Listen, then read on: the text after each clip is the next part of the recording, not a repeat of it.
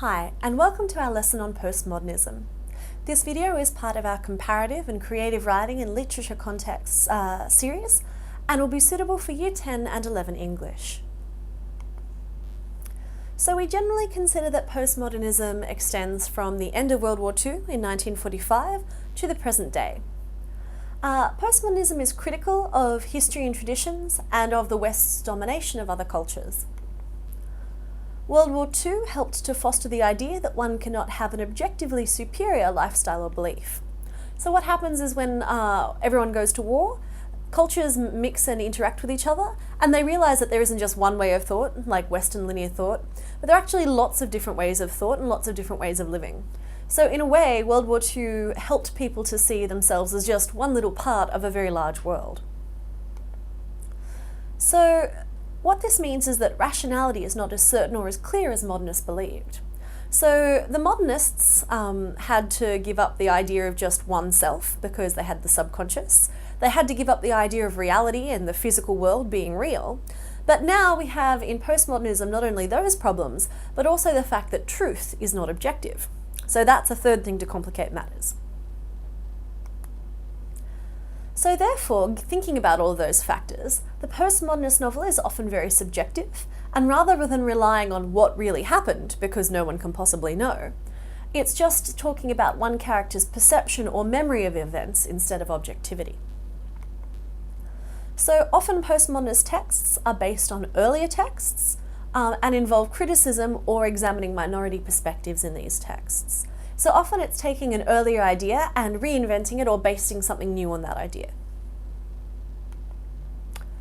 So one of the fun abbreviations for postmodernism is POMO, so you'll encounter that as well.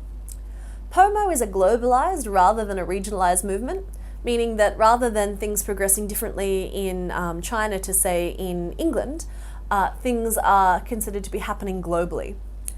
It also lacks strong definitions of genre, which means that you can pick up a postmodernist novel, and I'm going to tell you a whole bunch of genres in a minute, and you'll often think, well, does this book fit into the first genre she was talking about, or the second one?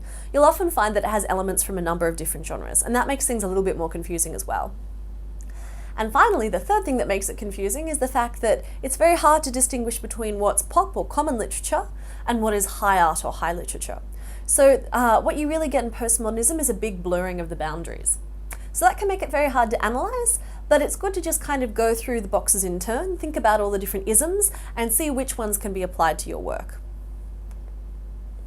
So the first of the isms we're going to talk about is existentialism. So it's a philosophical notion that asks the question of why do we exist? That's where the word existential comes from. And it comes up with the answer, usually, that only humans can create meaning in their own lives and that life is objectively, otherwise meaningless. So that can kind of sound a little bit depressing, but it does leave the room for individuals to make of life what they will. So there are definitely more bleak views in postmodernism you could think about. Existentialism was first put forward by Nietzsche and Kierkegaard in the 19th century. So two famous philosophers there. But in the 40s and 50s, the concept became infused with POMO, and writers like Albert Camus wrote The Stranger, and the general themes that they talk about are dread, boredom, alienation, the absurd, freedom, and nothingness. So if you're having a hard time understanding existentialism, maybe go back to those keywords and see if that fits in with what you're reading. So you'll often find that existentialism affects all postmodernist books to a certain extent, and often the films as well. But it might not be an entire book based on existentialism. There'll be other factors as well. So now we're going to move on to talk about absurdism, which is similar but not the same to existentialism. Basically, absurdism views the universe as strange, disordered, ridiculous, and pretty much indifferent to the struggle of humans. So therefore, meaning is not provided by any sort of natural order given by the physical world, but by human individualism, actions, and interpretations. So like existentialism, it's up to us to figure out what's going on. But key factors of absurdism are the deliberate confusion of language between two characters. So one character might ask a question and the other person mishears it and then gives a completely different answer. And so there's a sense that they're both carrying on their own individual conversations, but not really communicating to one another. There's also the tendency of characters to hop in and out of roles prescribed to them by society, and sometimes even to make fun of the text that they're in. So if you're watching a play with two absurdist characters, you might find that the characters might pick up a script and read lines from a completely different play, and then suddenly become a different character. So it really thinks a lot about whether or not someone's questioning the roles in life that they have, or whether they're just going along with the flow. And unfortunately for absurdist characters, going along with the flow usually means you get killed.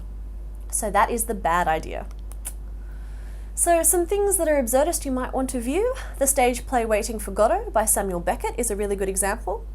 It's basically a story about two hobos who are waiting for this guy called Godot to show up, and we kind of get the idea that they can't do anything because they're busy waiting for Godot. So Godot is going to provide their life with whatever meaning it is. But they wait and wait and wait, and Godot never comes.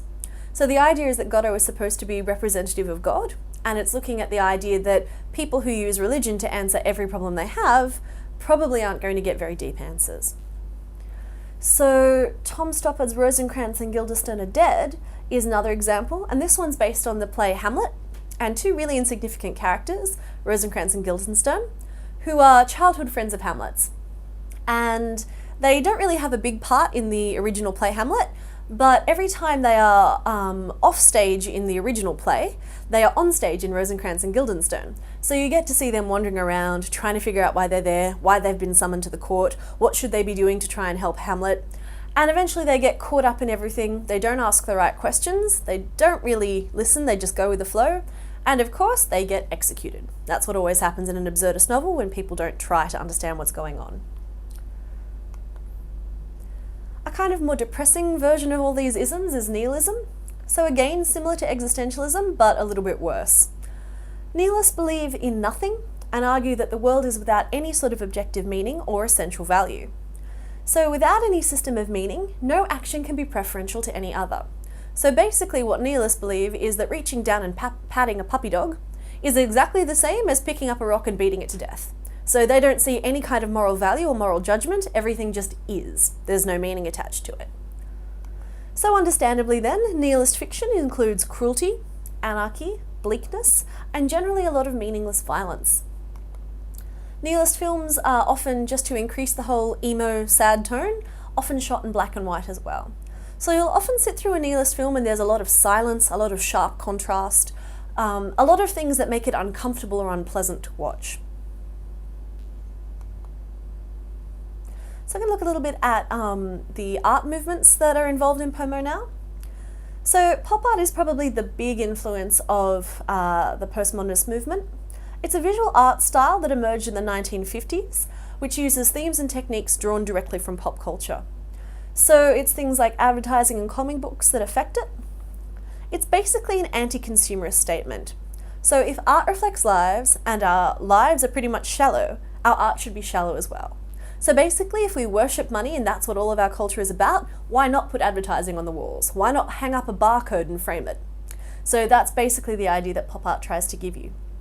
It generally tries to make you feel uncomfortable about consuming objects as well. So rather than showing something as shiny and new and pretty, it'll show it as being like old and soiled and dirty and kind of floppy looking. So often it's about trying to show us that the shiny bright image isn't connected in any way to the reality. Now we're going to talk about the later sort of POMO genres, starting with magic realism. So this is a very tricky kind of genre to describe. Magic realism is a type of fiction that presents fantastic or out-of-the-ordinary things happening in an otherwise normal realist setting. So it can be quite confusing because something weird will happen and nobody will explain why it happens. They'll just let you assume that it's part of ordinary life. So things like you could be walking along in a normal novel, everything's happening completely normally, and then it will start raining rose petals, or some ghosts will wander out and start talking, or a man might grow a tail. And these things will just be considered to be natural and normal. No characters will comment on it as though it's weird, and the author will give no explanation as to why it's happened. So it's often a really, really hard kind of fiction to understand. But basically these weird aspects of the text will act as a metaphor to express the feelings of communities that otherwise can't express themselves. So often they're under strain or maybe under some sort of dictatorship or authoritarian rule. So you'll be surprised about exactly how often magic realism is a very popular literature in places where people don't have freedom of speech. It's very common. So the most famous example of magic realism is probably 100 Years of Solitude by Gabriel Garcia Marquez, which basically follows one mythical family through the bloody eras of South American history. So again, it'll probably blend with other elements. One of the elements that may very easily blend with magic realism is the genre of post-colonialism. So that tends to consider the effect of globalization and of the West on other cultures, especially those where colonial powers have left and there is now some sort of culture clash, or there is worse, a culture vacuum, and people not sure how to behave anymore. So this considers notions of identity and belonging, often referencing traditional languages or practices. So places you can think about, obviously in terms of English colonization, you'd be looking at India and Sri Lanka and Australia as well, so Australian Aborigines. And you could also be thinking about Dutch colonization of Indonesia and places like that, and the sort of bizarre conflicts that come up because of this. Some great post-colonial texts include The God of Small Things by Arundhati Roy, which is set in post-colonial India and looks at the strain on one family, which includes things like murders and suicides and all sorts of trouble, due to the vacuum left by the English retreating. And there's also the black comedy Verdun God Little by D.B.C. Pierre, which is ostensibly about a school shooting in America. The main character is accused of the shooting but actually is innocent. He goes on the run and he ends up being picked up by the police and is in jail and becomes a member of a reality TV show where you can vote to have your favourite convict set free. So obviously this kind of text is supposed to be pretty much making fun of the USA and Western style living in general. And both of the texts try and look at the damage that can be done by global movements. So both of those will make really good additional material, particularly for things like belonging. Another confusing genre we have to look at is metafiction. So this is basically a type of text with an awareness about books or writing. So it's a book that's self-conscious of itself. So the characters may know that they are in a book, or the plot might move backwards and so break a whole bunch of literary conventions, or it might remind you of the inconsistencies between real life and how it is presented in fiction. So often in fiction, a life is presented, they're born, they grow up, a bunch of interesting things happen to them and they die, and that's the end of the book. Or the most interesting thing happens and then the story ends. But in real life, you might, something interesting might happen to you today, 3 months might pass and nothing interesting happens at all, and then, the most exciting day of your life might happen, but you're probably going to keep living after that, so that's not going to be where the end of the story is. So basically what metafiction tries to show us is that the way we represent life in fiction has very little to do with reality, and it can kind of be harmful to think of our real lives as though they're going to take place like a story in a book. So to look at this, the most famous writer of metafiction is probably Italo Calvino, whose book, If on a Winter's Night a Traveller, is actually told in the second person. So it's like you are in a bookstore, you turn left and you see, whatever. So it really involves the reader in the story as though they're personally part of it. So in If on a Winter's Night a Traveller, you begin in a bookstore, but you soon discover that the book you're reading, If on a Winter's Night a Traveller, is actually incorrectly printed. So each chapter in your story is actually the beginning of an entirely new book.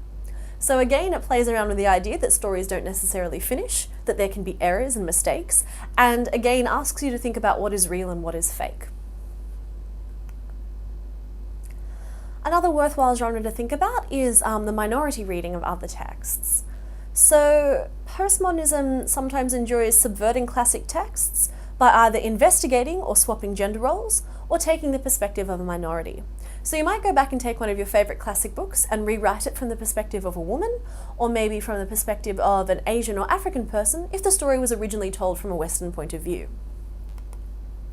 Minority readings consider gender, sexuality, race, class, disability, and other points of view that were commonly overlooked in traditional earlier texts. So a great example of this is the Penelopiad by Margaret Atwood. And what happens here is that we take the original classic Greek story, the Odyssey, which is about one man travelling home from the Trojan War, and because he's angered the gods, it actually takes him 30 years to get home to Ithaca and his wife. But instead of telling the story from Odysseus' viewpoint, it retells it from the viewpoint of his faithful, long-suffering wife, who has to wait for him for 30 years on Ithaca. So that kind of literature, you can see, really makes you think about the voices that aren't included, and often, particularly in early Western literature, women's points of view are really left out. The final genre we're going to have a look at is grunge fiction. So it's also known as gritty realism, and it tends to focus on the unpleasant aspects of reality.